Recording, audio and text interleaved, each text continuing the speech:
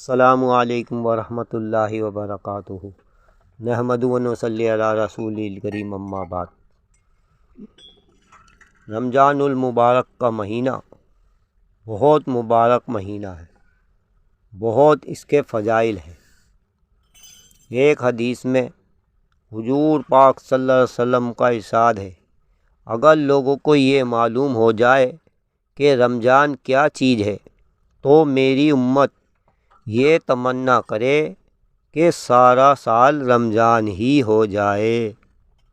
ہر شخص سمجھتا ہے کہ سال بھر کے روزے رکھنے قارئ دار دیگر رمضان المبارک کے ثواب کے مقابلے میں حضور صلی اللہ علیہ وسلم کا ارشاد ہے کہ لوگ اس کی تمنا کرنے لگیں۔ ایک حدیث میں حضور پاک صلی اللہ علیہ وسلم کا ارشاد ہے کہ رمضان المبارک کے روزے اور ہر مہینے میں 3 روزے رکھنا دل کی کھوٹ اور وسوسوں کو دور کرتا ہے۔ آخر کوئی تو بات ہے کہ صحابہ کرام رضی اللہ تعالیٰ عنہم اجمعین رمضان کے مہینے میں جہاد کے سفر میں باوجود نبی کریم صلی اللہ علیہ وسلم کے بار بار کی افطار کی اجازت فرما دینے کے روزے کا اہتمام فرماتے، حتیٰ کہ حضور صلی اللہ علیہ وسلم کو حکماً منع فرمانا پڑا۔ مسلم شریف کی ایک حدیث میں ہے کہ صحابہ کرام رضی اللہ تعالیٰ عنہ ایک غزوے کے سفر میں ایک منزل پر اترے۔ گرمی نہایت ہی سخت تھی اور غربت کی وجہ سے اس قدر کپڑا بھی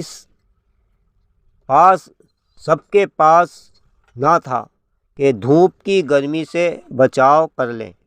بہت سے لوگ اپنے ہاتھ سے آفتاب کی شعاؤں سے بچتے تھے۔ اس حالت میں بھی بہت سے روزے دار تھے جن سے کھڑے ہونے کا تحمل نہ ہوا اور گر گئے۔ صحابہ رضی اللہ تعالیٰ عنہم کی ایک جماعت گویا ہمیشہ تمام سال روزے دار ہی رہتی تھی۔ اللہ اکبر۔ حضور پاک صلی اللہ علیہ وسلم کی تقریر۔ حضرت سلمان رضی اللہ تعالیٰ عنہ کہتے ہیں کہ نبی کریم صلی اللہ علیہ وسلم نے شعبان کی آخر تاریخ میں ہم لوگوں کو واعظ فرمایا کہ تمہارے اوپر ایک مہینہ آ رہا ہے جو بہت بڑا مہینہ ہے، بہت مبارک مہینہ ہے۔ اس میں ایک رات ہے شب قدر جو 1000 مہینوں سے بڑھ کر ہے۔ اللہ تعالیٰ نے اس کے روزے کو فرض فرمایا اور اس کی رات کے قیام یعنی تراویح کو ثواب کی چیز بنایا ہے۔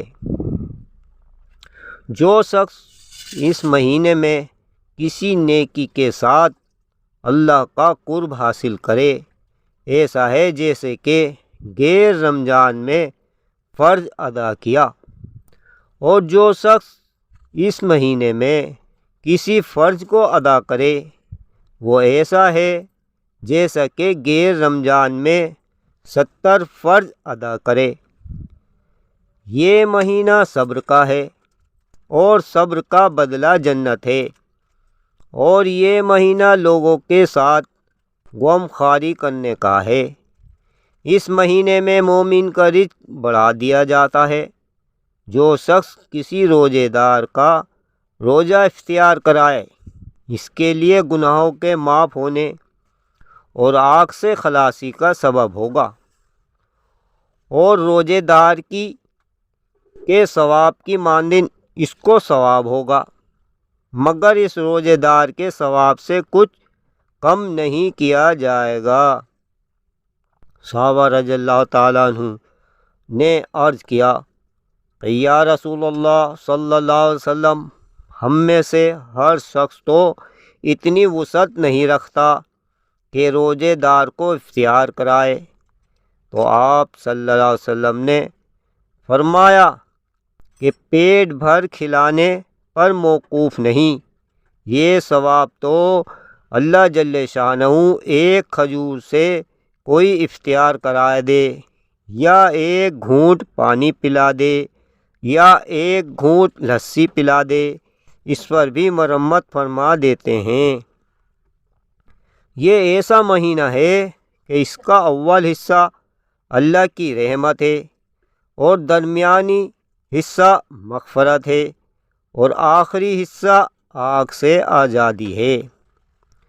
جو شخص اس مہینے میں ہلکا کر دے اپنے غلام و خادم کے بوجھ کو، حق تعالیٰ شانہ اس کی مغفرت فرماتے ہیں اور آگ سے آزادی فرماتے ہیں۔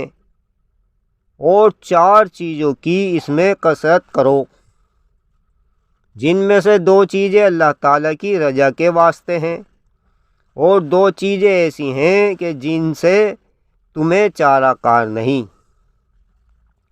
پہلی 2 چیزیں جن سے تم اپنے رب کو راضی کرو وہ کلمہ طیبہ اور استغفار کی کثرت ہے، اور دوسری 2 چیزیں یہ ہیں کہ جنت کی طلب کرو اور آخرت سے پناہ مانگو۔